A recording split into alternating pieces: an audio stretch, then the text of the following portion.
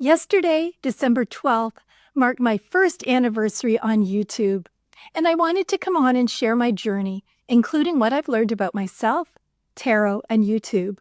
I'm also going to share the spookiest thing that's happened in one of my videos and some behind-the-scenes stuff if you're interested in why this channel is what it is and a bit about life as a YouTuber. Most of all, I wanted to thank you guys for supporting me and helping to grow this channel. Hi everybody, I'm Sue Ellen Clayton. Welcome to my channel where we're learning how to read tarot one card at a time. Today's video is completely different than anything I've done before in that it's a behind-the-scenes look and review of my first year as a YouTuber. If you don't know my story, here's why I started the channel. After a career as a freelance writer and business owner, I got really burnt out and shut down my business at the end of 2022. Then I had a lot of medical stuff happen, including several surgeries very close together, and I wanted to do something different.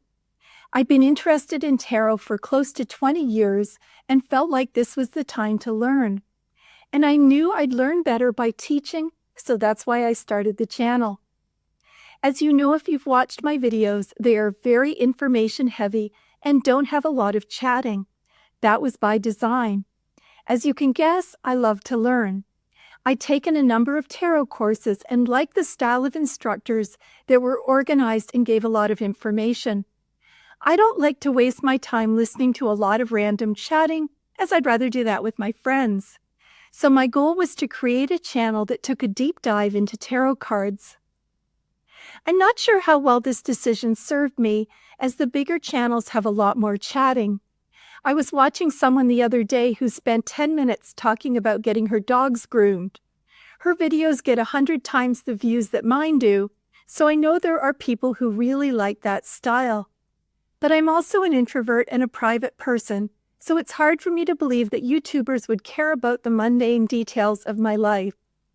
I also noticed that many of the popular YouTubers in the psychic space were also witches, which I am not, and their channels were also quite popular. Also, there are many people who are psychics who use tarot cards as part of their readings. Although I consider myself to be intuitive, I chose to focus heavily on the cards and do not feel that my readings are channeled. So I started off with a clear vision for this channel, which was information heavy and only sharing personal stuff that helped clarify the meanings of the cards. I also made clear decisions about what I would not cover. This included astrology, numerology, and information about the tree of life. It's not that I don't think this is valuable. There are just so many layers to the cards that I felt like just learning the meanings was enough to begin with. I also decided to cover both the upright and reversal cards, which is something that most tarot people on YouTube do not do. Another decision I made was to use the Rider-Waite-Smith deck because that is the most popular and had the most reference materials. I still think that was a good choice, and I don't see moving on to another deck anytime soon. My favorite is the Radiant Rider-Waite deck, which I use in all my readings. However, there are differences between the Radiant Rider-Waite-Smith deck and the original Rider-Waite-Smith deck in terms of coloration. So I ended up using the original deck in the first 78 videos about the cards, and then transitioned to the Radiant Rider-Waite-Smith deck for my readings. I also wanted to mention that I don't watch other tarot readers on YouTube on a regular basis, except during the election cycle when I was watching political readings. Occasionally something will come through my feed and I'll check it out. The main reason is that I don't want to be accused of copyright infringement, even if that's not intentional. I've always been extremely careful about sharing the sources of my information. I'll give credit on the videos and also list my sources in the comments. I've taken many online courses, and I also don't share specific things that I've learned from other people, although everything kind of seeps in and makes me a better reader. Another decision I made was to not do readings about current events. I did break this rule about the presidential election in November, which I'll talk about in a moment.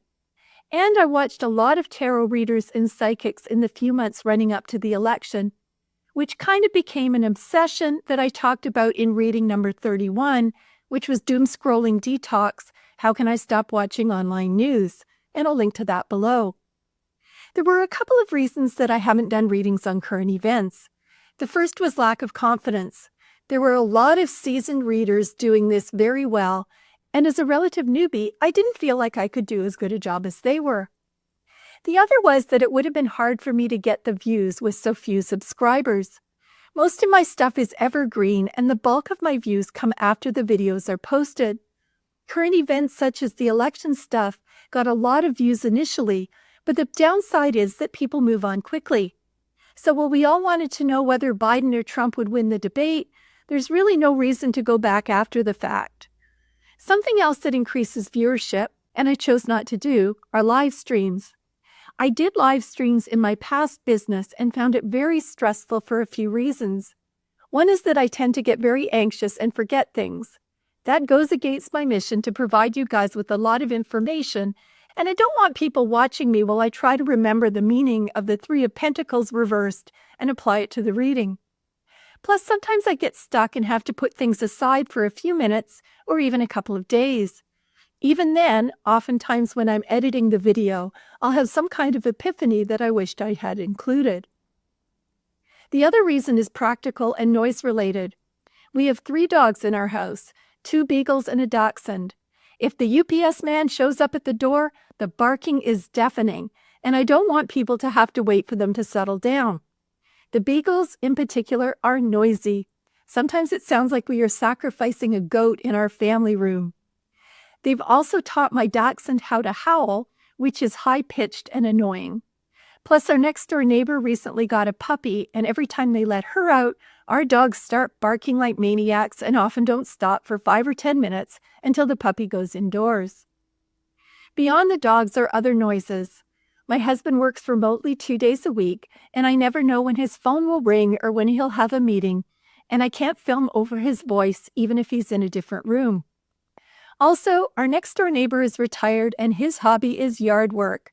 Whether his yard needs it or not, he mows and uses the leaf blower at least every other day.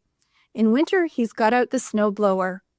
Then we have other neighbors, and they're gardeners. We're also in a very wooded area, so people are constantly cutting down trees.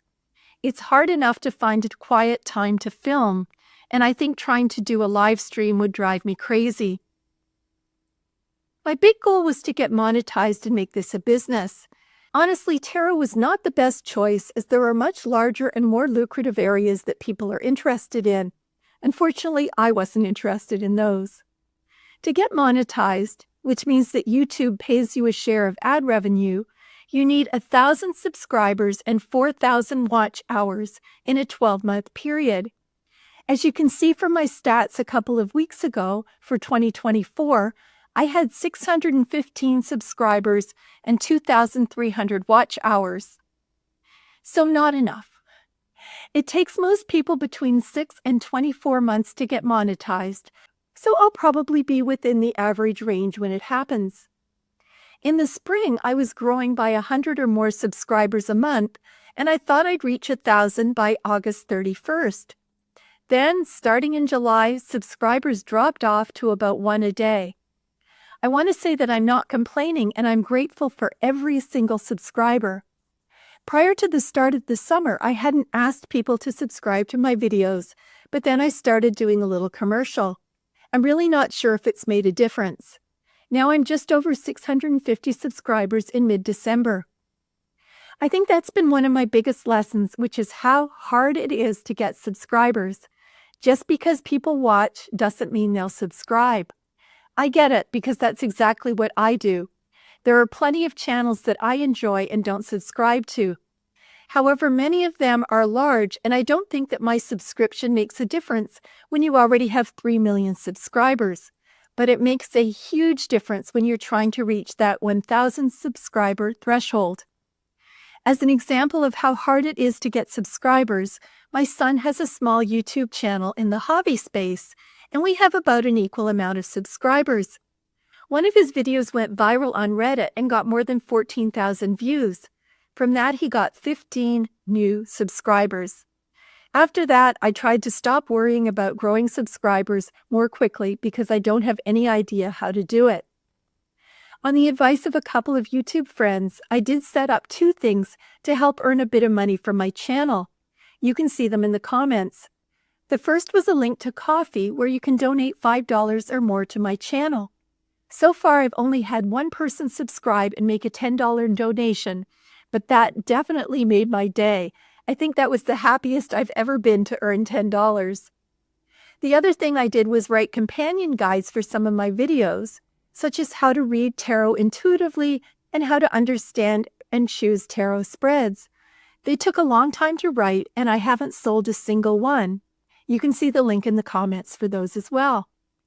That said, there are things I know I could do better. I know that my thumbnails aren't very exciting. I tried making some of my face looking surprised, and it just didn't work for me, so I stuck with just text. Another challenge I faced, and I know I'm not alone in this, is trying to guess content that will be popular, and that can be so frustrating. My first 78 videos were of each card in the major and minor arcana. I thought each card would have approximately the same number of views, and it's nowhere close. I just checked and the Fool has 328 views and the Tower only has 86. It's the same with the minor arcana. The Nine of Cups currently has 320 views, while the Ten of Cups has 83. It's a mystery to me why one card would have 4 times the number of views as another.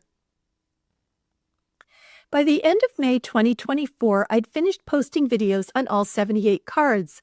I wasn't sure what to do next. One thing I felt was missing online were videos about how to actually do a reading. There were lots of people doing readings, but they basically just looked at the cards and proclaimed what it meant. I wanted to share with people how to actually read the cards. So in May, I moved to a combination of doing readings and also some instruction, such as how to read cards intuitively or how to use spreads. Like with the tarot card videos, the popularity of these readings have been all over the place. I found that my readings that are based on anonymous questions seem to be more popular than readings about my own life or client questions, which I thought was a surprise. Honestly, I thought it would be the opposite. However, these readings tend to have a longer backstory, and maybe that's more information than people want. Beyond that, I can't figure out a pattern. I'll have a career reading that will do really well, and the next few will be terrible.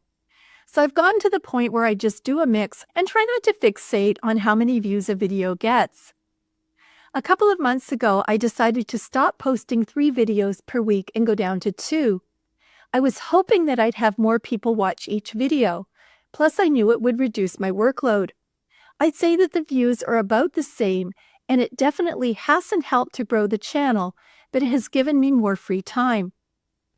There were definitely things I could do to promote my channel, but I decided against those. I did a lot of promotion with my previous business. I had a website, sent a weekly newsletter, and promoted things on Facebook, Instagram, and LinkedIn. I haven't wanted to do that. I didn't want to invest the money or energy into having a website and dealing with things like it getting hacked and other issues. At this point, I also didn't want the hassle or the expense. So I'm just hoping that my channel will continue to grow organically. I did want to say that comments mean a lot. I truly appreciate everyone, even if it's just a quick "I love your channel." Fortunately, I don't get too many negative comments, but even those are worth reading. So a big thank you to everybody who has taken the time to comment. I really do appreciate it. I wanted to talk a bit about production because I thought you might be interested. I do my filming in the corner of our TV room. It faces the street, so it can be quite noisy. You can see my quote-unquote studio here. The background is a quilt that I made. I do my filming using Ecamm on a 10-year-old MacBook Air. Then I do my editing using Camtasia on a Windows desktop. I make my graphics on Canva. Although the YouTube platform is free, the software I used for recording and editing is not. Here are a few things that you might find interesting. First of all, the lights are really, really hot. It's brutal in the summer. I tend to record 4 videos at a time to make it worthwhile doing my hair, putting on makeup, and setting everything up. I can't have the air conditioning on because the microphone picks up the blowing. You can see me sweating, and at some point my hair will become completely flattened. For that reason, I am always in a short-sleeved shirt and wear shorts. In the summer, I have an ice pack on my legs. In my first videos, I wore a long-sleeved shirt and it ended up looking very wrinkled in the videos. I also wore a chunky necklace that I thought looked awful. Basically, I've settled on a uniform that I think looks okay on camera. It has been a challenge to see myself on screen. I try to look past things like my lipstick doesn't look even on a big screen, or there's a piece of audio that isn't perfect. I tell myself that people aren't paying for this, and although I really want to do an excellent job, it doesn't have to be perfect. I do use a teleprompter. I didn't have one when I started. I would print off the scripts, which were several pages long, and tape them under the camera. Then I'd stand up, change the page, sit down, and repeat that over and over for 4 videos. It took me a while to figure out why my thighs were killing me after the filming because I was basically doing squats for an hour. Now I use a teleprompter. I admire people who can just talk, but I get nervous and I forget stuff. Again, my goal is to pass on information, and people have to deal with the fact that I'm reading. I try to make each set of videos a bit better. I'm still not happy with my setup, but I keep working on it. Also, because it's part of my house, things get knocked around when I'm vacuuming, and I need to go back to square one and to reposition things. In terms of personal lessons, I've discovered that tarot is a really great way to process things that are going on in my life and to gain a lot of insight. I do a personal reading every morning to answer a question. It's usually a 3-card spread, sometimes more, and sometimes I don't use a spread. I found it to be a great way to get a different viewpoint about people and situations. I ask tarot everything from how to relate to people, how to deal with health concerns, what decisions I should make, how an appointment would turn out, pretty much everything. Between creating close to 160 videos and doing about 350 readings for myself, plus maybe 100 readings for other people, I feel like I've gained a lot of experience in the last year. I've concluded that being a good reader comes down to 5 things. 1, a clear question. 2, understanding the traditional meaning of the cards. 3, being in touch with your intuition and also being aware of your biases. 4, practicing, both with your own readings and with other people. And 5, learning. And that's learning from both your own tarot readings, so I recommend recording them in a journal so you can go back and see how you did, and also learning from books or a teacher or a channel like this one. I've learned something from all my readings, but there were 3 I wanted to share. The first is a reading from October. It was reading number 49 called Am I Psychic?, about a woman who wanted to know how she could tell if she was psychic. And this was the very spooky reading that I referenced at the beginning of the video, and I'll link to below. As soon as I started recording, I started having a hard time with my voice. My throat got very hoarse and nothing would help. I knew the subject matter was tough because I talked about my journey growing up in a Christian house and my fears about tarot conjuring up the devil. I finally lost my voice completely, and it dawned on me that this was some kind of message that I wasn't supposed to talk about the subject publicly. And then, when I was editing the video, there were these 2 non-worldly voices that came through in editing that totally freaked me out. I'm going to share them with you now, and then I'll tell you the rest of the story afterward. It's interesting that my sister is a gifted medium.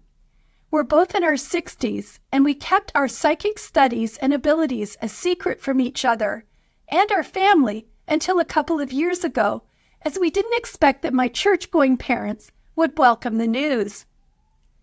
Now, my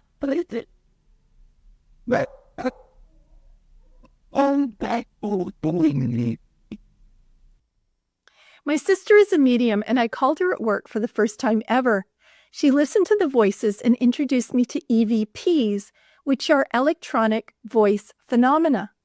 And that's the ability to pick up voices of spiritual entities electronically. She and her husband were able to partially decipher the voices, and here's what she said, quote, "There seem to be 2 different voices. The first one sounds female and the second one more male. We could pick up some words and then used closed captioning on my cell phone to get a few more words. The first voice said, "Yup, not worth it, I believe." The second voice said, "On that, bullying me." There was actually one other conversation that I deleted and then couldn't get back. My sister was all excited and shared the recordings with her teachers and medium friends. I eventually calmed down, but that was my most interesting experience and made me believe that what I was doing had some influence beyond the physical realm. The second influential reading was number 5, Accepting Estrangement. In this reading, a woman was estranged from her trans daughter and hadn't heard from her for years. The reading showed that her daughter was doing well. The mother had a different interpretation of the reading than I did, but she was thrilled with the outcome and it gave her a lot of peace. I find being able to make a difference in people's lives to be extremely satisfying. I also love when my readings result in an aha moment for the querent, and I hear back that I made a difference. The third set of readings that were a departure were based on the presidential election. As I said earlier, I've stayed away from doing any kind of fortune-telling or political reading in public, although I do them for myself all the time. And to be honest, mine aren't very accurate. I followed so many tarot readers and psychics who thought Kamala would win, and then watched how devastated and confused they were to be wrong. As a result, I did 3 readings about the election. I felt compelled to share why I thought so many tarot readers got this wrong. That was a big step in revealing my personal political beliefs, which is always tough when you potentially alienate half your American audience. The election caused me to rethink some of my ideas about using tarot for divination and also look at my personal biases when I was doing readings, and I'll link to those readings in the comments. So was the last year a success? I certainly didn't reach the monetization goal that I'd set out to hit. However, I published more than 160 videos, which I think is a huge accomplishment. I gained more than 650 subscribers and had more than 2,300 watch hours, which I think is amazing. I've also had some wonderful feedback on my channel and feel great that I'm helping people in the world learn more about tarot. I started this channel so I could learn tarot. I've done a lot of studying and researching. As I just mentioned, I created close to 160 videos and did about 450 readings. I learned a lot of technical stuff about filming and editing, and I've gotten a lot better with each video. I also realized that I have a gift for this, both in terms of reading tarot, but also in terms of teaching it. This has been a big deal for someone who grew up in a very Christian household and now uses tarot to connect with spirit. Although I still consider myself to be a newbie, I feel like I've gained a lot of experience in the last year and am super proud of this channel. So for that reason, I consider my first year on YouTube to be a success. Finally, I want to close with a huge thank you to all of you who have supported this channel. It means a lot to me, and I appreciate that you've chosen to spend time with me on your tarot journey. Thanks so much for watching, and I'll see you next time.